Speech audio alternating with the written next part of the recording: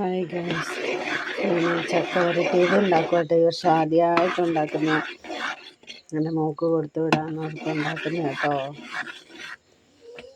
ഇതിൽ ആദ്യം കുറച്ച് നെയ്യ് ഒഴിക്കണം. അതിന് ശേഷം വെള്ളം ഉരുക്കി വെച്ചതും ചക്ക പഴം അരച്ച് ഇതും കൂടി ചേർത്തിട്ട് നന്നായി ഇളക്കണം.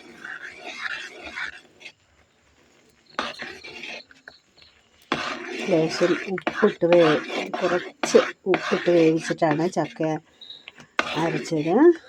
മിക്സിയിൽ അരച്ചതിലോട്ട് ഒഴിച്ചു, വെള്ളം ഉരുക്കി ഒഴിച്ചു, നെയ്യ് ഒഴിച്ചു. നന്നായി ഇളക്കി നല്ല പരുവായി കഴിയുമ്പം കുറച്ച് ചുക്ക് പൊടിയും ഏലക്കായും കൂടിയിട്ട്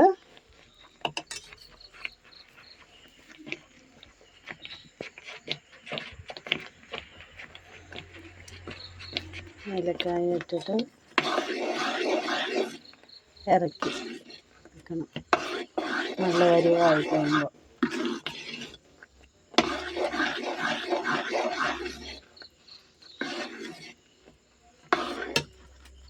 സ്വാദിഷ്ടമായ ചക്ക വരട്ടി റെഡിയാണ്.